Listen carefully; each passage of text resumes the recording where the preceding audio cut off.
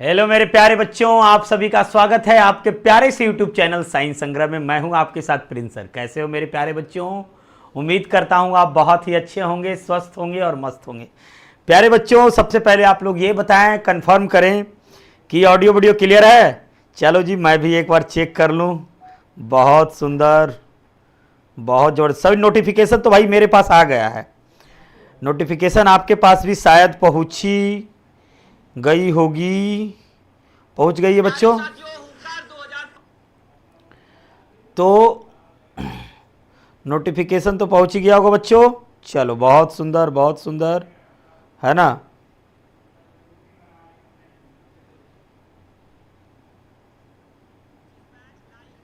चलो, बहुत बढ़िया। क्या बात है, क्या बात है जी। सब लोग आ जाओ, आ जाओ। चलो, बहुत सुंदर। फिगर भी बहुत बढ़िया आ रहा है। चलो, तो प्यारे साथियों, आज का सेशन क्या होने वाला है? आज का सेशन बहुत ही जबरदस्त, मस्त, चकाचक। मत पूछो क्या। आज क्या पढ़ाने वाले हो सर जी? आज बहुत ही अच्छी सेशन है एग्जाम के पॉइंट ऑफ व्यू से। मतलब आज का सेशन क्या होने वाला है? रेनबो पार्ट 2 बुक क्लास 12 से लेकर आया हूं ऑब्जेक्टिव सेशन। कौन से चैप्टर से लेकर आया हो सर? चैप्टर नंबर है आपके पास 3, यानी कि रेनबो पार्ट 2 बुक में दो फॉर्म है, यानी कि दो तरीके का चीज है, यानी जिसमें हम लोग पढ़ते हैं प्रोज और पोएट्री। जिसमें आज हम पोएट्री, हमारी सेक्शन चल रही है पोएट्री सेशन के चैप्टर नंबर 3, जिस चैप्टर का नाम है now the leaves are falling fast. ठीक है ना, जिसे एक बहुत ही बेहतरीन राइटर, क्या बताऊं बच्चों, इनके बारे में पढ़ाया हुई हूं मैं, जानते ही हो आप लोग। इसके बारे में बताना चाहूं तो सबसे जबरदस्त, सबसे मस्त अगर कुछ है तो वो है प्यारे साथियों, प्यारे बच्चों, इसके राइटर का नाम है W.H. ऑडेन साहब। W.H. ऑडेन का पूरा नाम है रिस्ट ह्यू ऑडेन। ठीक है, चलिए बच्चों, इनके बारे में आज हम करेंगे ऑब्जेक्टिव सेशन। इसकी एक्सप्लेनेशन ऑलरेडी हो चुकी है। Just I want to request with you my dear all loving student, firstly you have to watch my previous video जिसमें हमने एक्सप्लेनेशन किया है। वो वीडियो जरूर देखना चाहिए आपको, है ना। चलिए, सभी बच्चे आ गए शानदार तरीके से, मस्त तरीके से। चलो जी, आगे बढ़ते हैं प्यारे बच्चों। आज का क्या है सर सेशन? तो आपके सामने जबरदस्त ऑब्जेक्टिव मैं कराने वाला हूं। सर ऑब्जेक्टिव में क्या कराने वाले हो? तो ऑब्जेक्टिव में क्या होता है ना। तो ऑब्जेक्टिव में कराने वाला हूं जबरदस्त। आइए, हम आपके लिए शानदार ऑब्जेक्टिव लेकर आए हैं बच्चों। क्या लेकर आए हो सर जी? तो लेकर आया हूं बहुत ही शानदार, जबरदस्त और मस्त। देखिए, आपके सामने फर्स्ट क्वेश्चन आ गया। क्या कह रहा है? फर्स्ट क्वेश्चन आपके सामने कह रहा है कि whose white waterfall could bless. Bless का मतलब यहां पर आशीर्वाद, वाटरफॉल का मतलब जो गिरता है, पानी गिरता है, जैसे झरना कहते हैं ना उसे, है ना, उसी को कहते हैं। ब्लेस का मतलब आशीर्वाद। कह रहा है कि क्या है जी? आशीर्वाद के तौर पे, मतलब जब ट्रेवलर्स का मतलब होता है यात्री। यहां पर बताया जा रहा है बच्चों कि जो यात्री, हम जैसे सब क्या है, एक यात्री हैं, आज आए हैं, कल चले जाएंगे।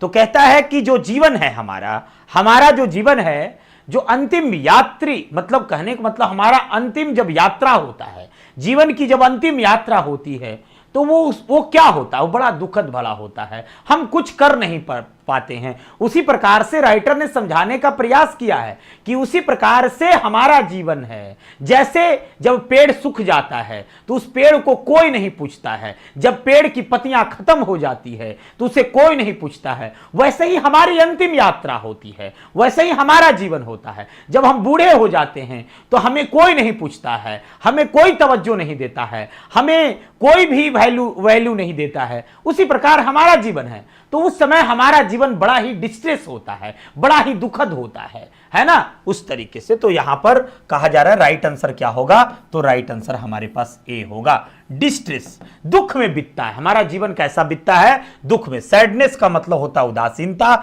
हैप्पीनेस का मतलब होता है खुशी, और टीयर्स का मतलब होता है आंसू। तो यहां पे राइट आंसर क्या होगा बच्चों, तो हो जाएगा डिस्ट्रेस। हमारा जो अंतिम जो समय होता है वो किस में बीतता है, दुख में बीतता है। किस में बीतता है बच्चों, दुख में बीतता है। सैडनेस का मतलब क्या होता है, उदासीनता। क्या होता है, उदासीनता, है ना, मीनिंग भी सीखते चलेंगे। हैप्पीनेस का मतलब क्या होता है, खुशी। क्या होता है बच्चों, खुशी। और हैप्पी का मतलब खुश। टीयर्स का मतलब होता है आंसुएं। क्या होता है, आंसुएं, है ना। तो कहने का मतलब है ये तुमको समझ में आना चाहिए, है ना। तो इस तरीके से तुमको समझना पड़ेगा बच्चों, ठीक है। चलिए आगे देखते हैं प्यारे साथियों, शानदार तरीके से नंबर 2 में। नंबर 2 में कह रहा है कि ऑर्डन, ऑर्डन मतलब WH ऑर्डन साहब, वोन, बोन मतलब होता है जीता। विन का V3, विन का V2 या V3 जो होता है वो विन का मतलब होता है जीतना। क्या होता है, जीतना होता है। और इसका V2 यानी V2 मतलब भर्व का दूसरा रूप और भर्व का तीसरा रूप, बीन बोन वोन ही होता है। याद रखना है मेरे बच्चे, ठीक है। तो उसी प्रकार से कहता है कि उनको एक सम्मानित पुरस्कार दिया गया जिसका नाम था पुलिट्जर प्राइज, ठीक है। वो उनको दिया गया था कि कौन सी ऐसी उनकी पोयम थी, कौन सी ऐसी उनकी किताब थी जिसके कारण उनको एक पुलिट्जर प्राइज दिया गया। पुलिट्जर प्राइज के वो विजेता थे, वो जीत गए थे। तो वो किताब का नाम था द एज ऑफ एंजाइटी। यही वो किताब था बच्चों, द एज ऑफ एंजाइटी, जिसके बदले में उनको क्या दिया गया था, पुलिट्जर प्राइज दिया गया था। क्या दिया गया था बच्चों, पुलिट्जर प्राइज दिया गया था। तो राइट आंसर यहां पे हो जाएगा सी। क्या हो जाएगा, सी हो जाएगा। कहता है कि एंड द नाइटिंगल, नाइटिंगल मतलब होता है बुलबुल। क्या होता है नाइटिंगल का मतलब, बुलबुल। कह रहा है कि अब तो बुलबुल भी नहीं बोलती है, बुलबुल भी एकदम गुमसुद हो गई है, डम्ब हो गई है, गुंगा हो गई है ना।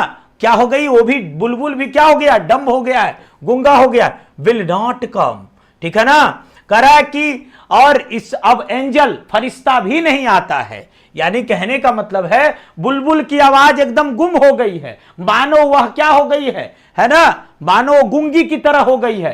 अब मानो अब कोई फरिश्ता भी नहीं आता। यानी कहने का मतलब हमें अब कोई पूछने वाला नहीं है। जब यानी इससे रिलेट किया गया है कि जब पेड़ ही नहीं रहेंगे तो बुलबुल कहां चहकेगी, कहां अपनी वो बिखेरेगी खुशियां, कहां अपनी वो मधुर आवाज सुनाएगी, कहां वो हमको निस्तेरा देखने को मिलेगा, है ना। तो उसके बारे में तो यहां पर अब वो फरिश्ता भी नहीं आएगा, वह एंजल, एंजल का मतलब तो होता है ऐसे भगवान, गॉड, फरिश्ता, है ना। कह रहा है कि वो अब फरिश्ता भी नहीं आएगा।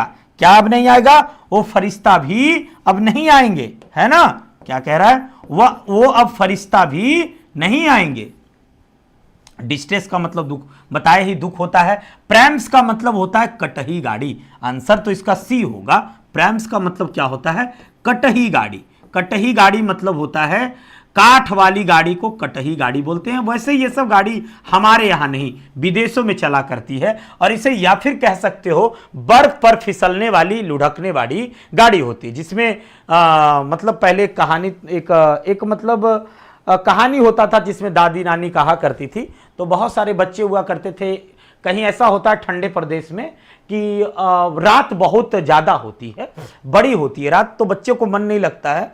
तो उसी में सबको क्या करता है, कटही गाड़ी में सबको रख दिया जाता है और बर्फ पर उसको लुढ़काया जाता है। और वो बर्फ पर जो खींचने वाली गाड़ी होती है, रेंडियर, वहाँ के जो घोड़ा वगैरह उस टाइप के जो होते हैं पशु, वो उसको खींचते हैं और बच्चे खूब इंजॉय करते हैं। इस तरह से उनकी जो है रात कटती है।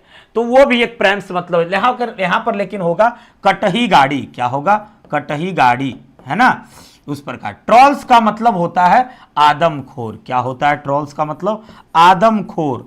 आदमखोर या फिर दुष्ट कह सकते हो। क्या कह सकते हो, आदमखोर या फिर दुष्ट। क्या कह सकते हो, आदमखोर या दुष्ट, है ना। चलिए, करा नर्सेज। यहां पर नर्सेज का मतलब होता है छोटे छोटे, बड़े पौधे के जो बगल में जो उगते हैं वो छोटे छोटे पौधे होते हैं, नर्सेज। करें nurses to grave the gone. Grave का मतलब होता है कब्र। कहा जो छोटे छोटे पौधे हैं वो कहां चले गए हैं, कब्र में चले गए हैं, इज फ्रॉम नर्सेज।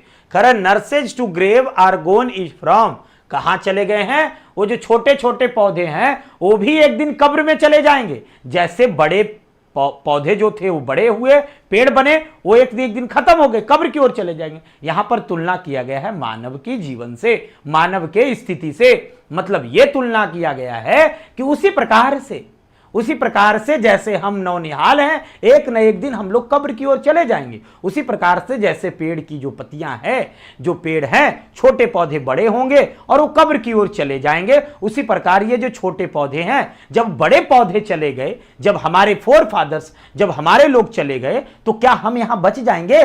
दुनिया में यहां कोई बचने वाला नहीं है, यहां कोई स्टैटिक नहीं है, सबके सब पेरिसेबल है। आज हम भले नौनिहाल हैं, आज हम भले नए हैं, उसी प्रकार से नर्सेज हैं, ठीक है, लेकिन एक ना एक दिन तो जाना ही है। जब बड़े लोग चले गए तो हम कैसे चलेंगे? यही तो जीवन है। इसी जीवन में कोई अपनी जिंदगी को जीता है तो कोई अपनी जिंदगी को उदासीनता में बिगाड़ देता है। यही तो मानव की फ्रस्ट्रेशंस है, यही तो मानव का दुख है, यही तो मानव की व्यथा है ना।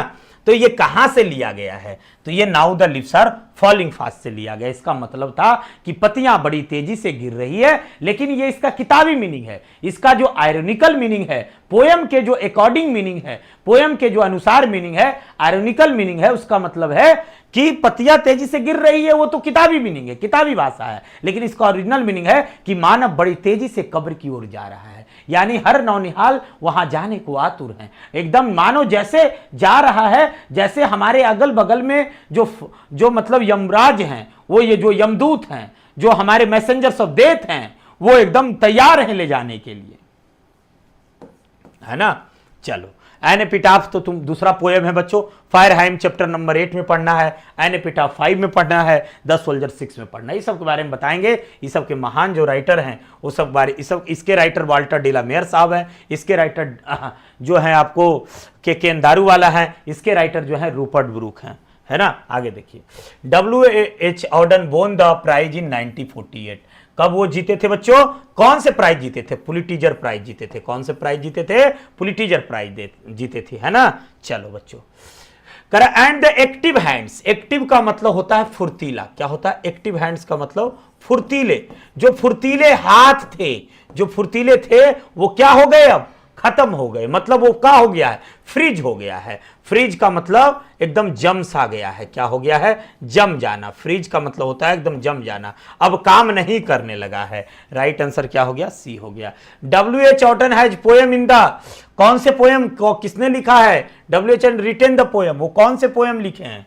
W.H. Auden has written the poem. यहां पर क्वेश्चन गलत है बच्चों, यहां पर होना चाहिए था पोएम का नाम। तो W.H. Auden has written the poem, वो कौन से पोयम लिखे हैं, ठीक है।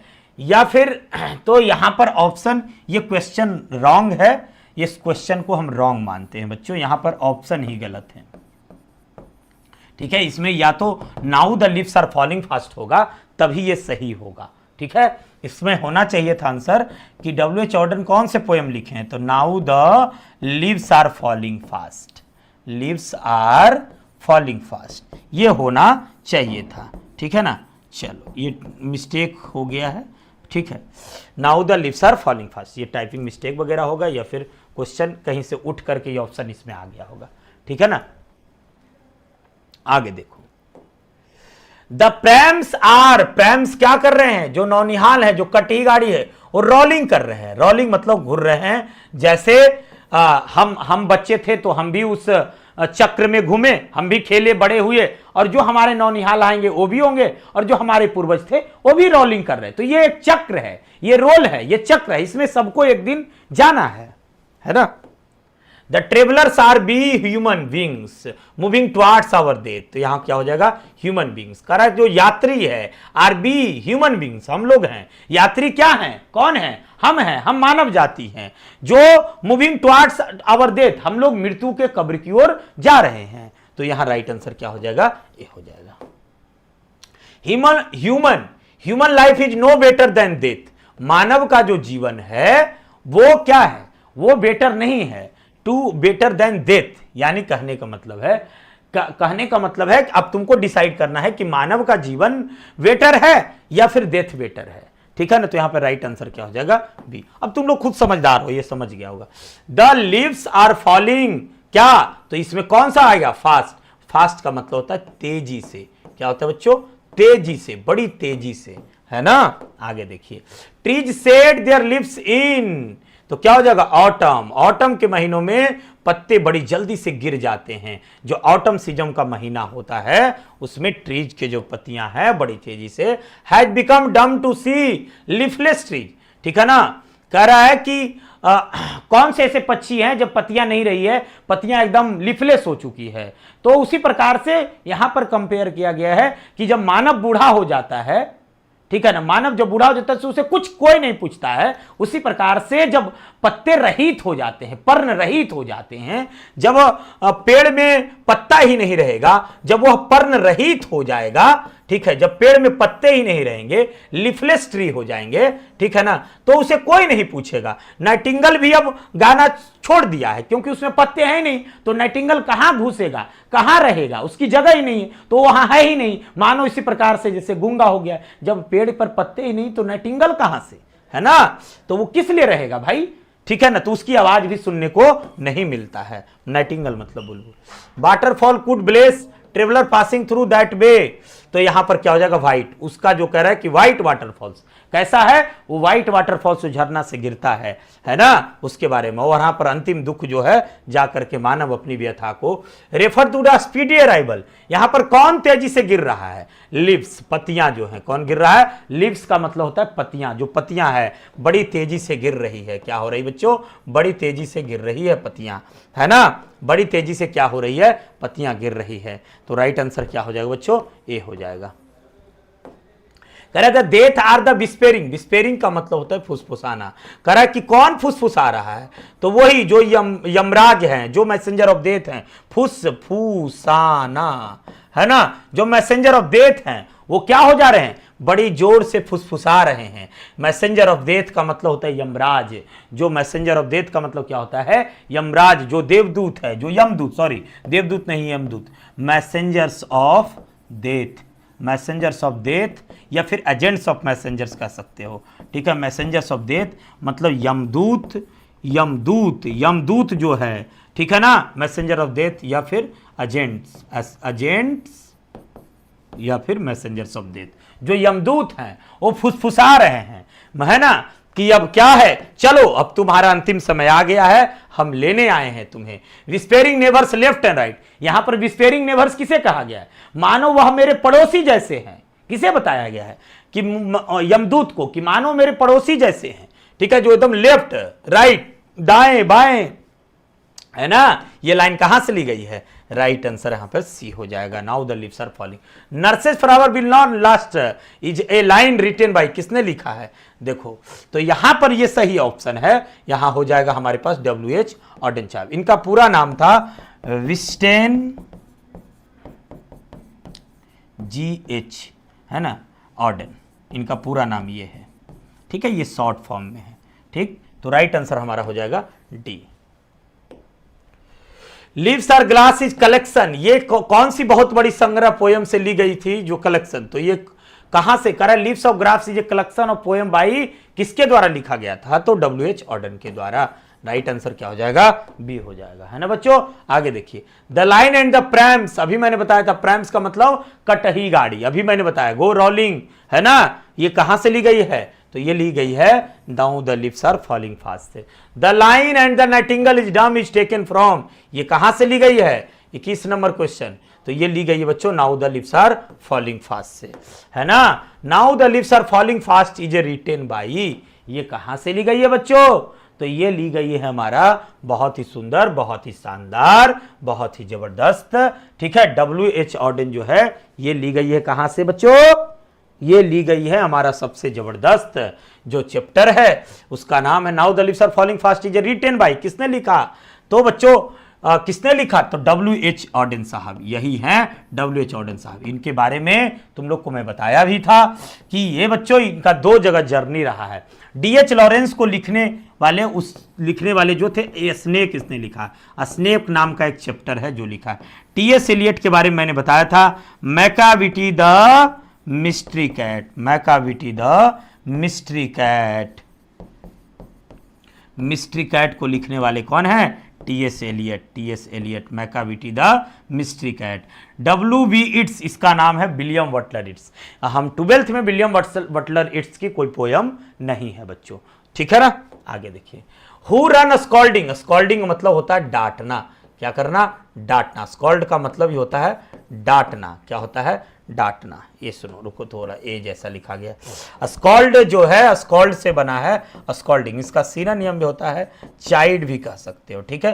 तो इसका मतलब होता है बच्चों डांटना। क्लियर? कह रहा है कि run for their food, leaves are falling fast, ठीक है ना।